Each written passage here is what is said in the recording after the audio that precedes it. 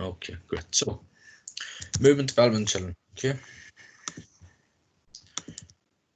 The outcomes, what we want to take from this: outline the benefits of physical activity for children, identify the health consequences of inactivity, recognize the importance of FMS for children, so that's fundamental movement skills, describe the categories of fundamental movement skills, outline the development of fundamental movement skills and SSS in children. Okay, so and we're going to review current research on Irish children and fundamental skills. Okay, so there's a lot of details that goes into it. There's a lot of studies and things that have been done for this workshop, and as I said, I found it very, very interesting. Okay, so again, anyone has any questions, open up your mics. So what we have here, we have the benefits of physical activity. Straight away, it helps build and maintain healthy bones, muscles, joints, helps reduce the risk of developing obesity and chronic diseases, helps to achieve and maintain a healthy body weight, improves the quantity and quality of sleep, greater self-esteem, better self-image, improves coordination and motor skills. Okay, so straight away, the good or feel good hormones or endorphins come into play there. Okay, so again, with the greater self-esteem, better self-image, with the improvement of your sleep, straight away you're going to feel better. Okay, it also benefits in better concentration and memory. So again, you're going to be sharper, you're going to be more alert. Decreased anxiety and depression, increased energy, and reduced fatigue. Okay, so a lot of benefits there. I'm sure we can all relate to that. I'm sure there's a few more we could list off as well. Okay, but those are key benefits for us of physical activity. So what we see here is physical activity levels in Ireland. Okay, unfortunately, we're all pretty aware of this. Like, unfortunately, kids don't get enough physical activity. 81% of kids don't meet the government's guidelines, and that's just a fact. Okay, with regards to physical activity. So you can see there are 3 out of 4 children in Northern Ireland don't meet government guidelines. 4 out of 5 children in the Republic don't meet government guidelines. Okay, so preschool children on the island of Ireland watch an average of 2 hours and 9 minutes of television a day. So that's preschool. Okay, so which is wild. 34% of preschool children have a TV in their room. Okay, I'm sure we all have different opinions and things and that, but it's one hell of a stat. As we can see there, the World Health Organization recommends that children and youth aged 5 to 17 should accumulate at least 60 minutes of moderate to vigorous intensity physical activity daily in order to improve cardiorespiratory, muscular fitness, bone health, cardiovascular, and metabolic health biomarkers. Okay, so again, there's a few different stats there. Probably stats would be something I picked out of this when I was doing myself. There's a few things that come along that really might shock you, but Jesus, didn't know that. Okay, so what we have next, the factors associated with inactivity. Screen time's the first one, and that's probably the most effective factor that's causing inactivity. Okay, screen time, kids spend up to 6 hours a day looking at a screen, whether it's a phone, whether it's a laptop, whether it's a television. Okay, now that's just the way modern technology is going. It's, as coaches, it is hard for us to work against, but it's something that we need to ensure that once we get them to our football trainings or pitches or any sessions at all, we make it enjoyable. We compete against the screen times, the phones, the tablets, and we want them to go back. Okay, so all our factors are physical environment. Some kids could just be in a position where they aren't able to get out and have their activity. The lack of free play. Okay, family structure and parental involvement, socio-economic factors. Children aged 5 to 16 now spend an average of 6.5 hours a day in front of a screen compared with around 3 hours in 1995. Okay, so there's a lot of things that we can't control. There's a lot of things that could be going on at home with the child that we as coaches wouldn't be aware of. But for us, it's to try and facilitate and try and make it more enjoyable and do our bit. Okay, so there's a lot of factors we can't help it, but there's a lot of factors we can. So we can encourage less screen time. We can encourage more free play. Okay. So consequences of inactivity. So if we just have a wee look around that there at the minute. So straight away, one word that stands out is sitting. Okay. So the consequences of inactivity are pretty massive. At the GAA conference in January, Niall Moynihan was speaking, and he reckoned that 80% of our health budget alone was taken up on hypokinetic diseases. Okay, so that's diseases that are called caused by inactivity and their own nutrition. That's a mad stat, okay? Mad stat. He also did a lot of research and he found that 15-year-olds, there were 15-year-olds with the same arteries as 60-year-olds, okay? And that's coming as a consequence of inactivity and nutrition. So as you can see there, eating breakfast, we're sitting on the way to school, sitting. Okay, what we need to do is we need to try and get the kids more active, get them involved, and easier things can be done than rather have them sitting, especially with screens or TVs, computers, whatever the obstacles may be in place. Okay, so the consequence of inactivity: sleep apnea, heart disease, type 2 diabetes, osteoporosis, certain cancers, and obesity. Okay, so again, folks, anyone's any questions to that, don't be afraid just to open your mic up and shout. Okay, what we're going on to next. So fundamental movement skills, also referred to as basic motor skills, or the ABCs of movement. So we've gone through our ABCs before. That's our agility, our balance, coordination. If you look at the picture, you see the coach right beside him. You see CKS, which is catching, kicking, striking, and RJT, running, jumping, throwing. No matter what sport, or what activity you're doing, they are the fundamental movement skills. Okay, that won't change. No matter what your sport is, it won't change. The fundamental movement skills aren't sport specific, but they are so important for us to be able to work on our sport specific skills. Okay, so they provide the building blocks to develop more sport specific skills. Again, so that's the building blocks. You've laid the foundation of the house. To build a house, what do you need? You need your ABCs, you need your RJTs, you need your CKS. You're working your way up to the roof of the house. Okay, so just as we would not expect children to read or write without first knowing their letters, we should not expect them to become competent at their sports without first mastering their fundamental movement skills. Okay, so that more or less speaks for itself. Fundamental movement skills are crucial, and there's a lot of coaching sessions and things I would do that if anyone was coming in saying, what's he doing? That's not Gaelic football. Like, there would be a lot of times some of the stuff I would do would be completely off track from Gaelic football, but it's working on the fundamental movement skills, okay? And it's one of them building blocks to be able to, so I can go on to my sports specific stuff.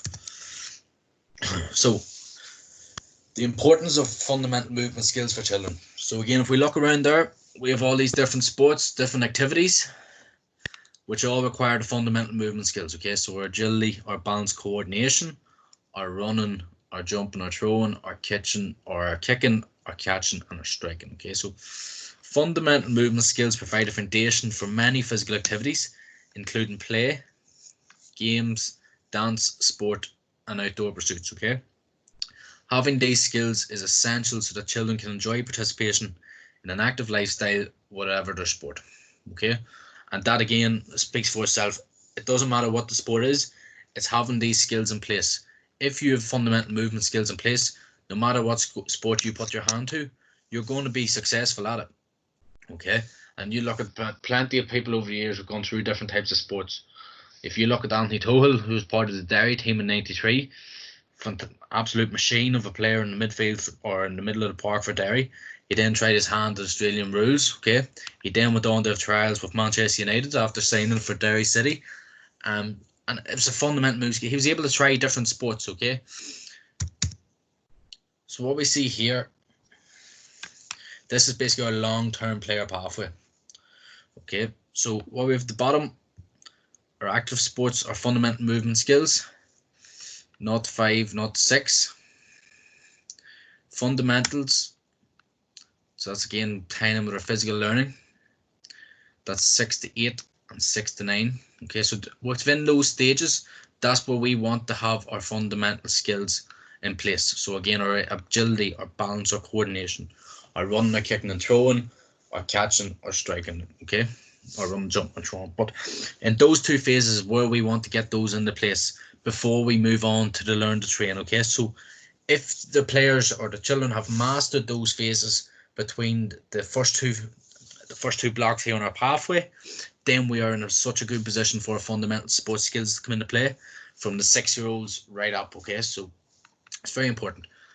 Again, you go on to learn to train, build, and then on the right hand side we should see building physical and mental capability. Okay, so again, learning to train, learning to compete, That's bringing in your active for life, and then training to win. That's your high performance sports. So what we want to do, we want to enable children with these fundamentals. Then their sports specific skills. We want to have them built in a physical, mental capability where they can deal with all this, and that's where they'll get the chance then to perform at a high level of sport.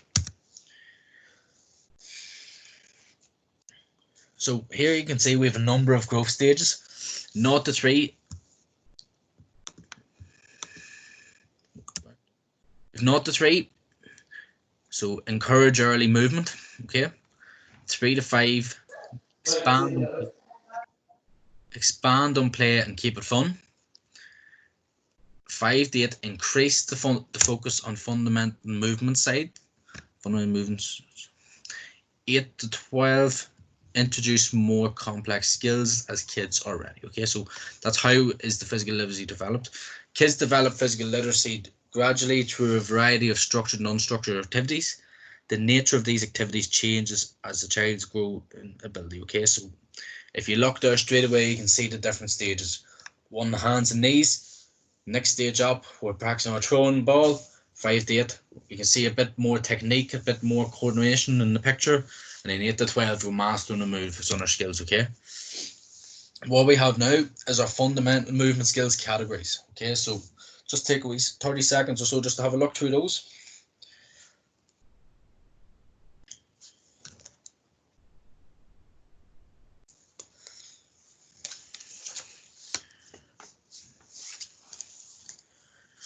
So the first category there we have is locomotive. So that's basically describing going from A to B. So you're walking, you're running, you're jumping, you're skipping, dodging, okay? The galloping, maybe this wouldn't be one of the most important ones that we'd be using, but there's plenty there we would. Basically, stability is in place for both locomotive and or locomotor and the manipulative, okay? So without the stability, you wouldn't be able to run, you wouldn't be able to walk, and then you wouldn't be able to catch, you wouldn't be able to throw. You need to be stable, okay? So stability brings in your landing, your balance, static, dynamic, stretching as well, rotation, twisting, turning, stopping, rolling, and bending. Manipulative is basically something that you're going to do when there requires a force. Okay, so you're catching, your underhand throw, your overhand throw, passing, kicking, striking with hands, striking with implement. Okay, so different things that are going to require force to be able to happen. Okay. So, the development of fundamental movement skills. Each individual moves through a series of development stages of competence in the fundamental movement skills. So, we can see at the bottom we have initial, intermediate, and we have mature. So, the initial stage is basically our early fundamental movement stage. Okay. Again, that's where we're going through our agility, our balance, coordination. We're not too worried about our sports specific skills at that stage. Intermediate is our elementary stage. That's where we bring in our sports specific trainings and sessions and things that got related to our own sport rather than just the open wide net. And then our mature stage is basically when we have our skill mastered. So even if you look at running's a skill that needs to be mastered. Okay, the amount of children now, especially when I'd see when we're in schools and things like that can't run because they've never been shown properly how to run. Okay, it might sound silly, but it's something that really we as coaches should be working on. Okay. And here we have our running. So if you look at our 3 stages on the right hand side, the initial stage, okay, the arms really aren't moving, the head and the feet. So whatever I do when I'm coaching, I always worry about head, hands and feet. If you compare the initial stage to the elementary stage, okay, you can see with the feet, there's more coordination, okay, there seems to be more of a pattern. The arms, they're moving more, so he's using the arms, more body parts are present, okay. And then even if we go down to our mature stage, okay, all the parts are present, there's good rhythm, coordination and mechanically efficient, okay. So we have 3 stages in everything we do. So the initial stage, 2 to 3 year olds approximately, intermediate 4 to 5 year olds, and mature 5 to 7. So the hope is when children get to 7 years of age, they'll be able to master the skill of run. Okay. Overhand throw. Again, we'll have a look at our 3 stages on the right hand side. So our initial stage, we're missing the rhythm. There's no coordination. Okay. When we move on to our elementary skill, if you look, the ball's being thrown from the right hand, the right foot step forward, okay? What we want to encourage is the opposite foot forward, as you'd see there in the mature stage down the bottom. So again, the three things we worry about is our head, our hands, our feet. Okay, so initial onset, on pattern, poor control, parts of sequence are missing. Intermediate, more parts present, the rhythm slightly better, and coordination, okay? And then our mature stage, all parts present, rhythm and coordination mechanically efficient. Okay.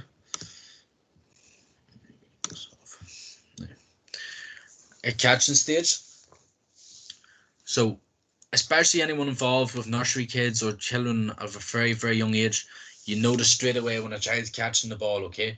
Sometimes they don't catch it, sometimes they just completely miss it, or the two hands just come in together, okay? What we need to do again is work through our three stages. So if you look at the top picture, where they're standing, okay? The next picture down, there's more of a wider stance, okay? So the body's ready to catch the ball. The third picture, we have our eyes on the ball. Fourth picture, again, eyes, head, hands, and feet. Okay, so our eyes are looking at the ball, our hands are ready to catch, and our feet are in a good position. And then when you come down the bottom, the skill's mastered. The ball's coming in, look at the space in the legs, look where the eyes are, look where the hands are, making a W shape. Okay, so it's just different things we need to master on our skills.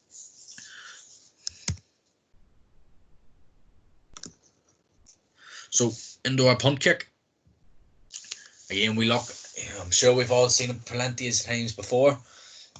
When the carry first goes to kick the ball, it hits the knee, it hits the shin. If you're lucky, sometimes it won't even hit anything, okay? Then we go down to our second line, the picture. You can see the slightly better kick, but the child isn't stepping forward, okay? In our third picture, we see the left leg's coming forward, then the right leg's going to strike it. And then in the fourth picture, we have our head, our hands, and our feet again. The head, body over the ball, eyes on the ball, toe pointing the ground. Okay, so it's all about that technique again. So again, it's the coordination, it's our rhythm, it's the body parts that are present. Okay. So moving from the initial stages to the mature stages. Children do not develop automatically in fundamental movement skills. Okay. So straight away, no matter we're working on fundamental movement skills, it isn't just going to come in an instance, okay? It's something we need to work on. It needs to learn and to practice. It needs teaching, okay? So again, I go back to the example of running. Running, something that we taught, okay? You wouldn't think it, but it is. It's all about our coordination. You go into our jumping, we can teach a child to jump, we can teach a child to run, okay? Some misunderstandings are necessary for teaching and learning. And then we quote here from Gallagher and Osmond, 2006. Unfortunately, many still have the notion that children somehow automatically learn to perform these fundamental movements. Okay. Some child development experts, not in the motor development area, have written repeatedly about the nature or the natural unfolding of the child's movement and play skills, and the idea that children develop these abilities merely by growing older. Okay. So again, that's basically backing up what we're trying to say. These are things we need to coach. These are things we need to bring into our training sessions, and we need to be able to deliver our fundamental movement skills. They aren't something to come naturally, okay? So, improving our fundamental movement skills. Coaches must know component parts and key factors of the skill. Must be able to identify stage of development for each of the components. So again, our 3-stage of development, our initial stage, our intermediate stage, and our mature stage, okay? Know how to correct or to improve. So again, that's our spot and fix. Know appropriate tasks and practices to set. So setting the child even a bit of homework even you could do for the child to get them to go home. Practice catching the ball. Could be something as simple as throw the ball up against the wall, try catch it 5 times, move back a wee bit, try catch another 5 times. Okay, just something simple. And know when to progress, but also regress. Okay, so sometimes things need to be stripped right back to be able to go forward again. Okay, a child can always pick up a lot of bad habits, but we're able to take that out. Okay, especially at the young ages, you're able to take bad habits out of them, progress it again, and make it good. Okay, so research shows that teaching interventions do work. Available evidence indicates that it takes between 240 and 600 minutes of instruction to teach children to correctly perform fundamental motor skills. Okay, I think it could even be longer than that sometimes. Okay, but that's a good old guide of basically what we need to put in to be able to get the results back for our players. So now we have the relationship between our fundamental movement skills and sport-specific skills. So fundamental movement skill mastery believed to be prerequisite for the development of sport-specific skills. Fundamental motor skills provide building blocks for sport-specific skills. Okay, so again, we go back to our house. Building the house, we need to lay the foundations, and everything else then is going to be sport-specific, which takes us to the top. Okay, vocabulary of movement, and can see fundamental skills embedded in sport-specific skills. Okay, so again, you're catching. It's going to both benefit hurling and it's going to benefit Gaelic football. Striking would benefit hurling. It would benefit tennis. Okay, so it's different sports we can take in to help our own. But again, it's not just focusing on our Gaelic football. We need to focus on our skills to be able to get that stage. So as we said, our overhand throw, sport-specific skill, tennis, volleyball, javelin. Okay, so again, it's a fundamental skill which is helping you over multiple sports. Our two-handed strike, okay, relevant to hurling, relevant to golf, relevant to tennis. Our sliding, basketball, tennis, you could use it in Gaelic football as well, okay. And the dynamic balance of step, swerve, the old mulligan special, the good old dummy, and you can see it in rugby as well. So these are just things that we're trying to get the point across, that it's not all sport specific. It's different things that we can be coaching the kids, which will help them, yes, with their game when they get older, but it's not focused just ideally on the sport. So just have we 30-second read through that.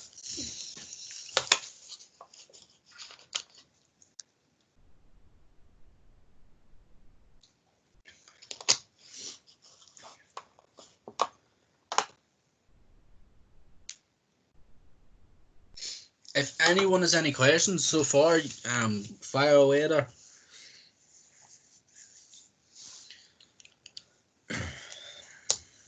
Or anything we're not sure of or disagree with even. Basically what we see here is just what we're going to be going through now. We have two studies that have been investigated. Okay, the overhead throwing on tennis, okay, the overhead throwing javelin, badminton.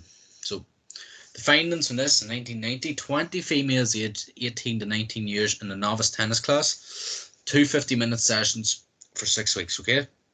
So the intervention gap were taught the fundamentals of the overhead throw and practiced it for 15 minutes at the beginning of each lesson, while other group did other tennis activities.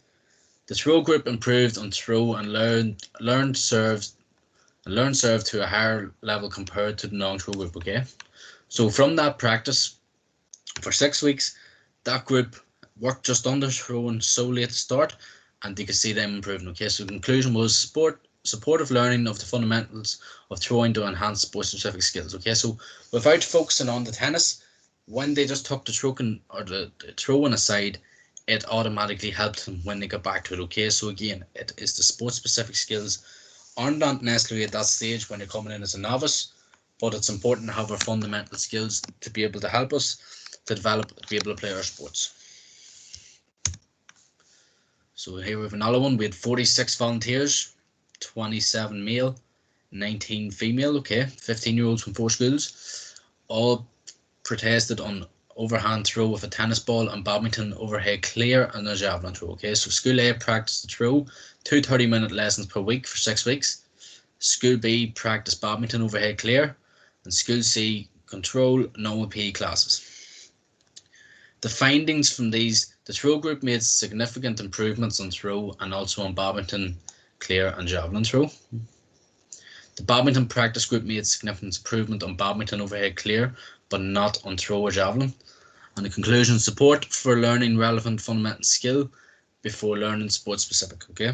So again, without that skill at the start, they weren't able to learn for the sport specific skill. So again, it's the ground, working our way up, we're building our blocks. So, sports skill proficiency barrier. So if we look there at the side, we have our infant reflex reactions, rudimentary movement skills, fundamental movement skills, and then our sport specific skills. Okay, so the proficiency barrier. Children that have not developed mature fundamental movement skills during the latter fundamental movement phase will likely be hampered in specialized sport skill acquisition. Okay, this has been termed a proficiency barrier and presents a very real dilemma for the individual, that's child or adult, interested in learning sports skills but possessing insufficient fundamentals to do so. When you think of it, it does sound so simple that yes, without our fundamental skills, we won't be able to have as much of an effect as a player. Okay, but there's a lot of times that it just be bypassed, and it just does be presumed that this is just going to be something that is natural. Naturally, a child can run. Naturally, a child can throw. Naturally, a child can jump, kick, catch, strike, whatever it is. But the main thing for us is if a child's not at that stage, what we want to do is regress it. Okay, regress it back so we can build the child up, because in the long term, that is going to benefit them more. It's going to benefit the team more. It's going to benefit everyone more. Okay, and it'll help them with their sport specific skills. So the consequences of missing a fundamental movement skill: if you can't catch, if you can't run, you won't take part in soccer, basketball, volleyball, track and field, squash, badminton, rugby, tennis. If you can't throw, you won't take part in baseball, softball, bowling, soccer, goalball, football, rugby. Okay. If you can't swim, swimming, diving, water polo, scuba, kayak, and sailing, surfing. Okay. So all I would take out of that is, again, well, this is the consequence if you're missing your fundamental movement skill. It's going to affect you in the long term. It's going to affect you with your sport. So our specialised movement phase. Fundamental movement phase 2 to 3 year olds is our elementary or in intermediate. 4 to 5 year olds in between. 6 to 7 is our mature stage of movement, should be evident in most fundamental movement skills. So up to 7 years old, you would be working mostly on your fundamentals. Okay, from 7 years old, then we go into a specialised movement phase. 7 to 10 year olds are transition stage, where sports skills are being honed. Okay, so that's where we're introducing them. Okay, so if you teach a child how to throw, an underhand throw, they're going to be better when it comes to a hand pass. Okay, running, throwing, striking, all it is, it's all going to be game related. 11 to 13 year olds, this is the application stage. Refined sports skills now evident. 14 plus, lifelong stage, where virtuality, all the key sports skills are in place. Okay, so from 14 up, you have your fundamentals, you have your sport specific skills, and this is where they're all being put in place for you to be able to perform. So how do our fundamental skills relate to our Gaelic games? Okay, so many of our sport specific skills are combinations of fundamental skills. The high catch is a combination of a one-footed jump, so that's a locomotive skill. Catch is our manipulative skill, which is the force, and landing is our stability. Okay, so again, the stability impacts the manipulative and the locomotive, because without stability, it wouldn't be performant. Kicking is a combination of balance, dynamic, and kicking, which is manipulative. Again, you're applying force. The roll lift is a combination of bending, so that's your stability, and rolling again, your manipulative. And striking from the hand is a combination of balance, dynamic, throwing, manipulative, and striking when implemented. Manipulative. Okay.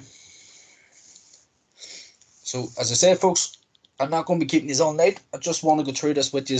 There's a few stats and things like that we will have been taking, that I've talked out of it definitely, and I hope you have as well. So again, if any questions along the way or anything we're not sure of or would like me to go over, again, no worries at all. Just open your mic up or send me a message, whatever suits. Okay, so our movement combinations are combinations of stability, locomotion, manipulation, and coordination movements.